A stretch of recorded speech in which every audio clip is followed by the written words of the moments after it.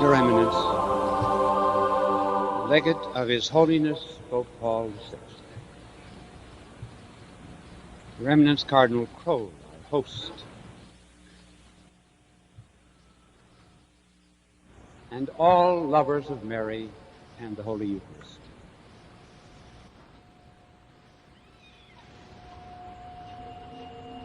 For the moment,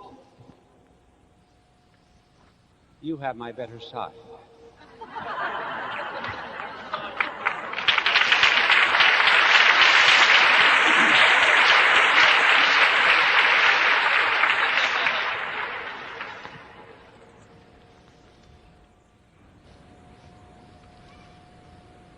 "57 years ago, when I was ordained a priest, I took two resolutions. One, that I would read Mass every Saturday in honor of our Blessed Lady for her protection during my priesthood. The second resolution was that every day of my life I would make a holy hour in the presence of our Lord in the Blessed Sacrament. These two are now conjoined as I address you on the subject of Mary, the tabernacle of the Lord. I shall speak of Mary and the host, Mary and the sword, Mary and the holy hour.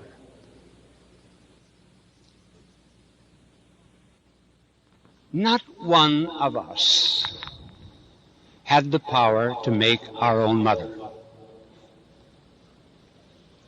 If we did, we would have made her the most beautiful woman in the world.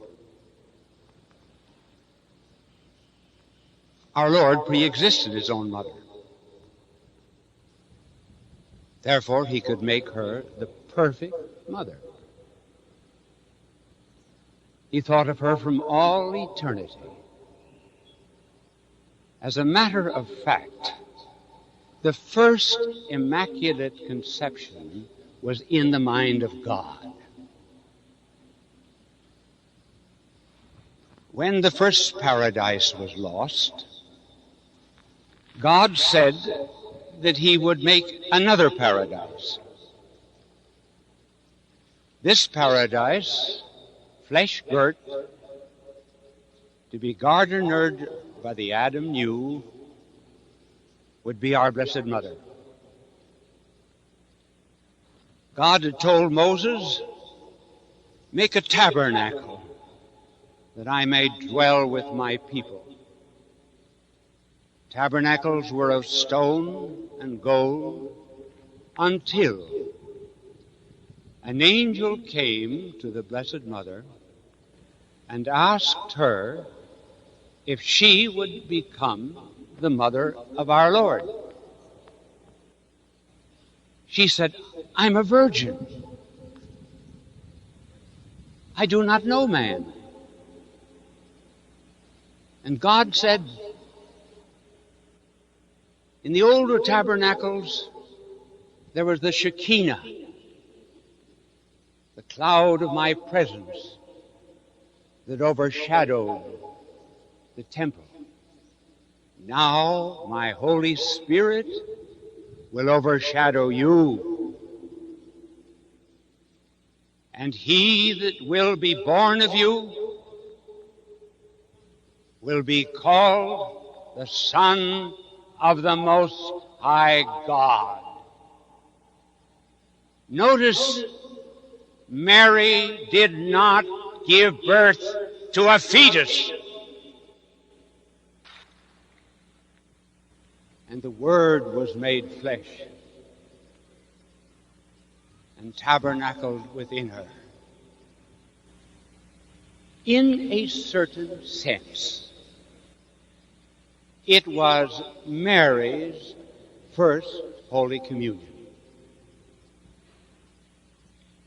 For she had within herself the body, blood, soul, and divinity of Christ himself. Now, communion is not only oneness with Christ. It is oneness with everyone in the church and oneness with humanity.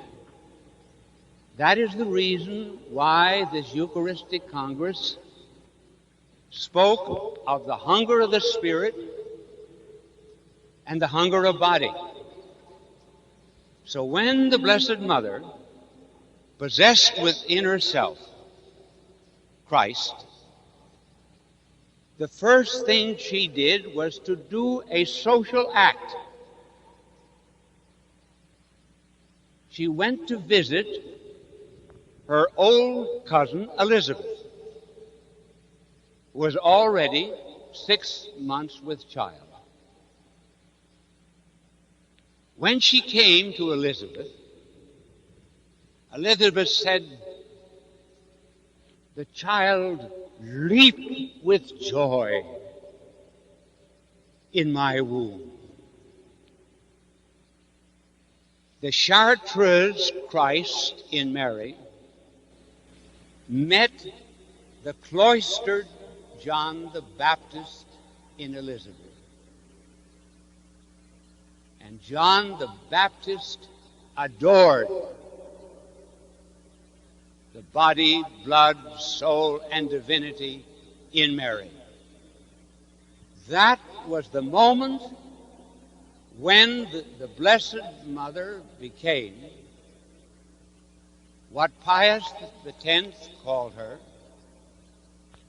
on the 13th of December, 1905, the Mother of the Blessed Sacrament. And she radiated the presence of Christ to John. So Elizabeth now, after adoring the Christ within her, venerates Mary. Who am I that the mother of my Lord should come to me? Elizabeth was here acknowledging that somehow or other Mary is related to the body, blood, soul, and divinity of Christ himself. Mary was not a priest.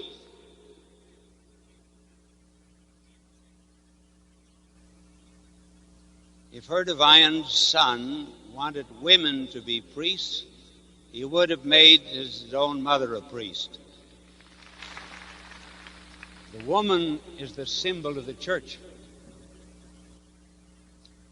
And though Mary was not a priest, she was able to say the words of consecration, as we priests can never say those words. Because her body was giving life to the humanity of Christ. So she could say, as she bore Christ within her, "This is my body. This is my blood."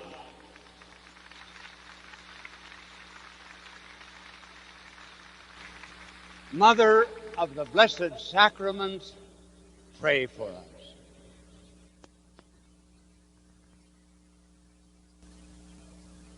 When the divine child was 40 days old, she presented him to the temple. All gifts come from God, and therefore should be given back again to God. She was doing with our blessed Lord what will be happening here in this Mass. During the offertory procession, representatives of the church will bring sacrificial gifts to be offered to the Heavenly Father. Mary brought Christ to be offered to the Heavenly Father. Simeon, the old man, being a symbol of the Heavenly Father. Simeon said to her, as he became prophetic, "Your son is going to have a cross," a sign to be contradicted. "And you too will be pierced by a sword." Can any of you mothers imagine bringing your child to the baptismal font and having the priest at the font say to you, "Your son will die on the gallows, and you will have your heart broken"? But that is what Simeon told our Blessed Mother. Now let us see what this sword meant. Your heart will be pierced too with a sword. When our first parents lost the Garden of Paradise, God stationed an angel with a flaming sword to guard the tree of life. By that, God meant paradise lost is not paradise destroyed. But you'll never get back into this paradise except by the sword. Sacrifice, shedding of blood. The inspiration of it will be a flame, love itself. So there seemed to be written across the Old Testament, as we read in the Epistle to the Hebrews, without the shedding of blood, there is no remission of sin. It is not easy to get back into paradise. The Jewish priests for centuries, the Feast of the Atonement, would use this sword to slay a lamb. On the Day of Atonement, they would take the blood of the lamb and they would go before this great hyacinth and purple and crimson curtain, the veil, sprinkle it with blood. That gave them the right to enter the Holy of Holies, the symbol of paradise. But on Good Friday, when that priest took the blood of a lamb and began to sprinkle that veil, it was rent from top to bottom. Man could rend it from bottom to top. And amidst the shrieks and the cries of people, the Holy of Holies, which had never been seen, was now opened. But that was nothing compared to what was happening on Calvary. A soldier took a sword, ran it into the heart of Christ. Blood and water came forth. Blood, the symbol of our redemption, and water, the symbol of our regeneration. And the part, or the veil of his flesh, as the Epistle to Hebrews puts it, was pierced. The new Holy of Holies was revealed. Paradise was opened. Eden was now thrown wide its gates. Cherubim, sheathe your swords. The Sacred Heart has revealed heaven. But when that sword pierced the heart of Christ, physically, it pierced the heart of the mother mystically. I remember once being in a clinic and seeing a doctor touch an infant that was held by the mother. And the infant would cry with pain. And every time the infant cried, the mother shook with pain out of sympathy. Here were two hearts impaled on a single sword. The heart of Christ and the heart of Mary. These two hearts, which were then united in sorrow. And I believe that this is the basis for the Assumption. Christ's passion as the Son of God merited redemption. Mary, as a creature, shared that passion as much as she could, and therefore, as a creature, she should be assumed into heaven. But these pierced hearts, in our times, have become related to the Eucharist. One of the last things that we give to anyone is a heart. We give them our time. We give them our talents. We give them gifts. But the last thing is the heart. And as the world grows old,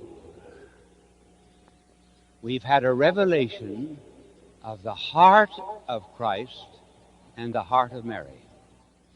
And both of them were related to the Eucharist. On the 10th of June, 1675,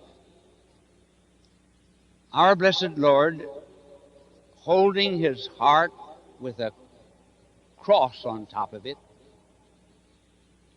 said to St. Margaret Mary, "Behold this heart, which has loved men so much. And all that I have received is blasphemy, ingratitude, coldness, and contempt in the sacrament of my love." In the revelation of Fatima, the Immaculate Heart revealed to the children a chalice and a host. And the Immaculate Heart, pierced with his sword, said to the children, "Pray to the body, blood, soul, and divinity in the sacrament of the Holy Eucharist to make up for all of the outrages and sins that are committed by man in the world today." Joining in love and sympathy with those two hearts, one of the great beauties of this Eucharistic Congress will be, I hope, to stop the de-Eucharistization that is going on in the world today.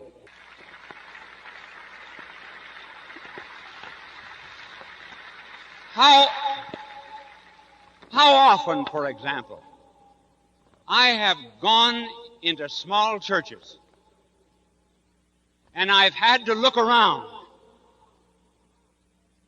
to find the good Lord in the Blessed Sacrament.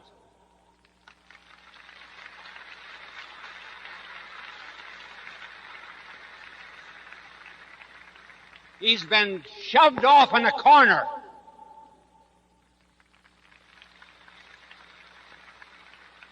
And some priest stands there like a tin god.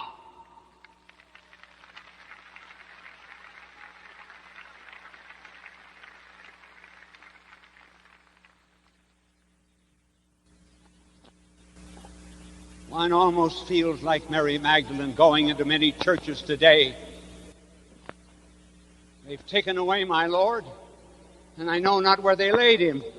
Then, too, the number of our people that will go to communion in the state of mortal sin. In the language of St. Paul, eating, drinking, and judgment unto themselves. They would not go to a dress ball the way they go to Mass.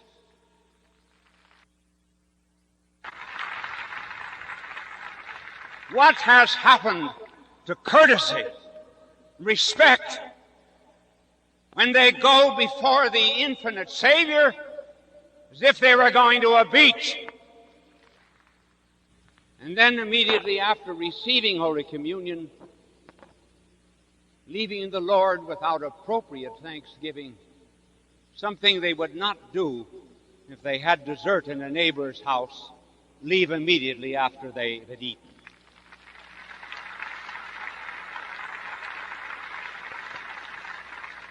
You know, I believe that we're living in a world of broken hearts. Our hearts are broken. The heart of Christ is broken. The Immaculate Heart of Mary is pierced. Our heart is broken. Small pieces missing out of the side of every human heart. God kept that in heaven. So we never in this world can love anyone with a whole heart. The Sacred Heart is broken because pierced by our sins. The Immaculate Heart, because of her love of her divine Son. How are we going to solve these broken hearts? I think what we have to do is to take our broken hearts to the Blessed Mother and ask her to take our hearts in her own into the heart of Christ. Because St. Paul says that we are working toward a day when Christ will be complete, when he will be the totus Christus. Then let Mary deliver over our hearts to Christ, and we will have the totus Christus, the whole Christ, the only love in the world. And finally,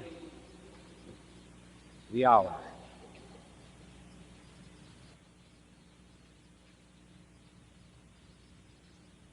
In sacred Scripture, God has his day.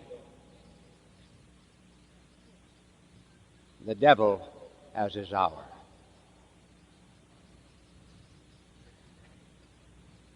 In the Gospel of St. John, the word hour is used 7 times. And in every single instance, it refers to evil. The sinfulness of men, the deceit of the devil. So that at the end of the tragic hour of our blessed Lord, he can say to Judas, "This is your hour." And all you can do is just turn out the lights of the world. So the word hour refers always to evil. The first time our Lord used the word hour was at the marriage feast of Cana. when the Blessed Mother asked him to work a miracle. Now, the reason the wine gave out is because our Lord brought all of his disciples. It was the first case of gate crashing in the history of Christianity. And our blessed Lord said to his mother,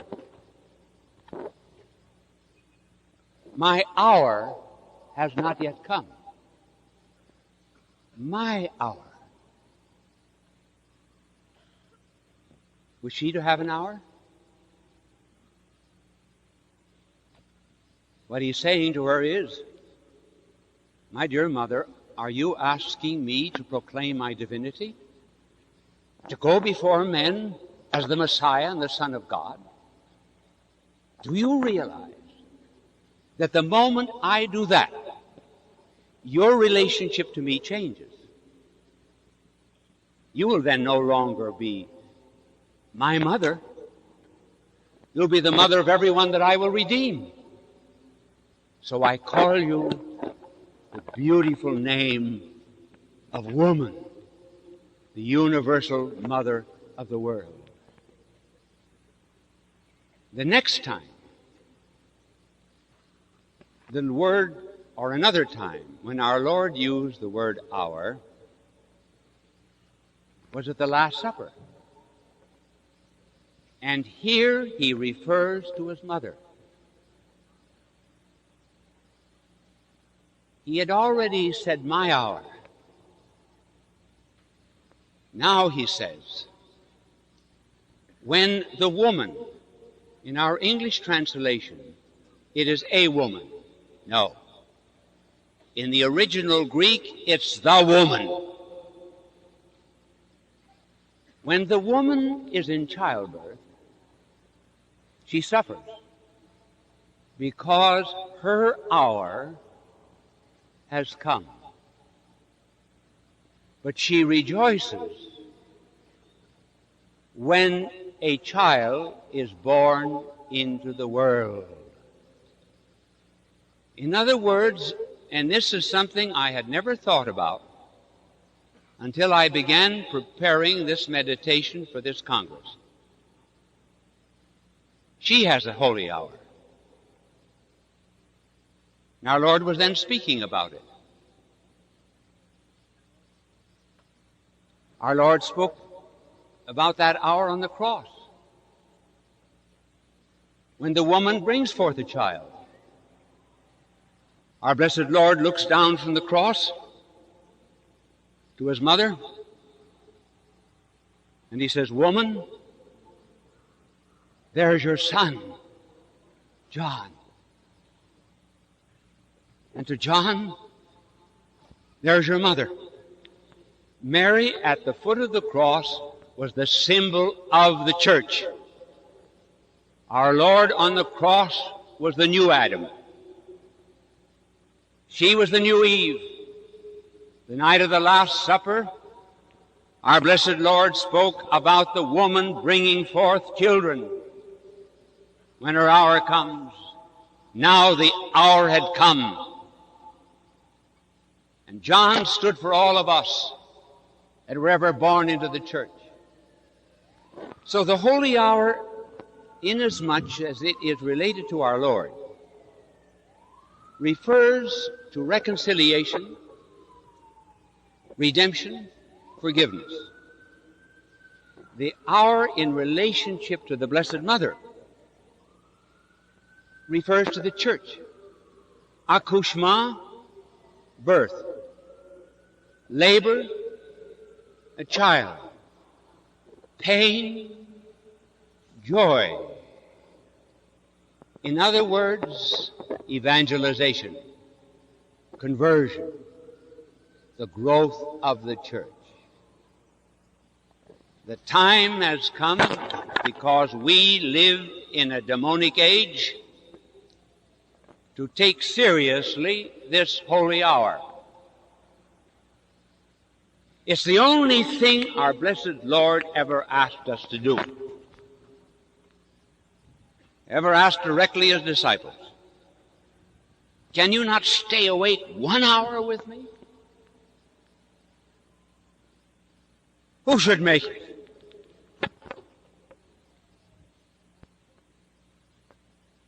Bishops.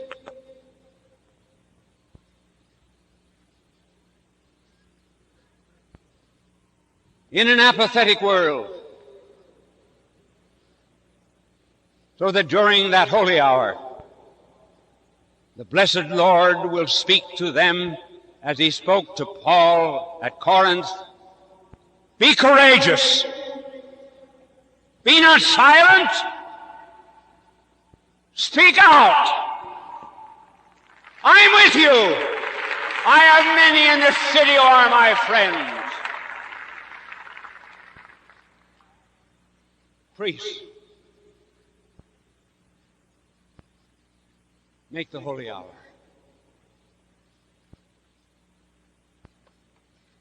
That it may be a sacramental sign of our victimhood. Would you have power in the pulpit? Would you be able to console the sick? Would you make converts? And spend the hour with our Lord.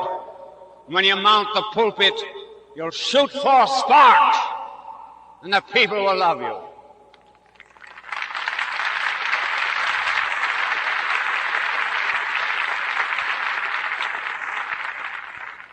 Sisters, you wonderful women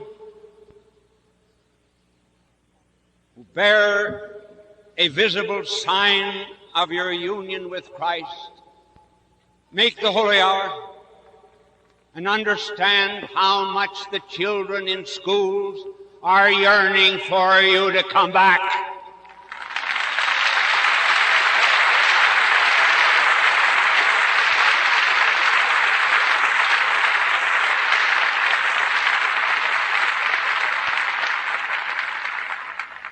Married couples, make the holy hour to make up for an abortion every 30 seconds and prove that the Lord is the Lord of life and not of death.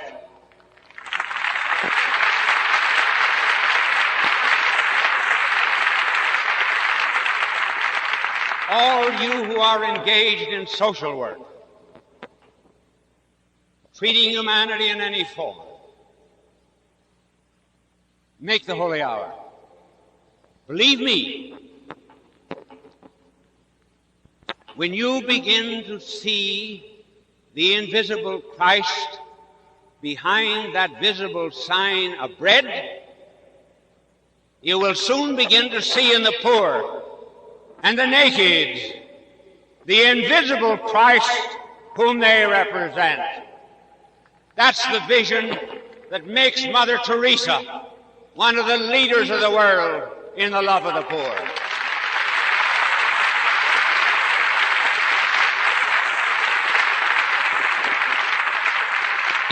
And you young people, young men and young women,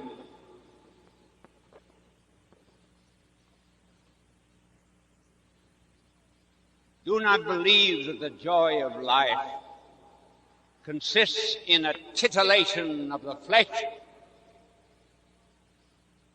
but see that love is sacrificial.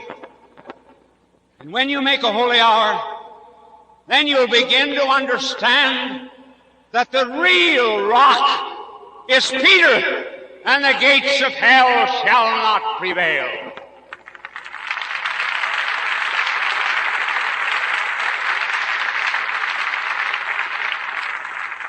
Everyone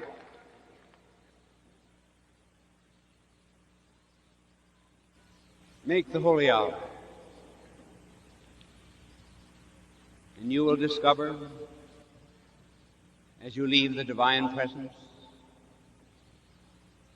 that as you move among people in the world, they will say of you, as the maid said of Peter, you have been with Christ. And then, at the end of a lifetime spent in adoration of the Lord and in love of the Blessed Mother of the Blessed Sacrament, when you come before the Lord, do you know what He'll say to you? He will say, I heard my mother speak of you.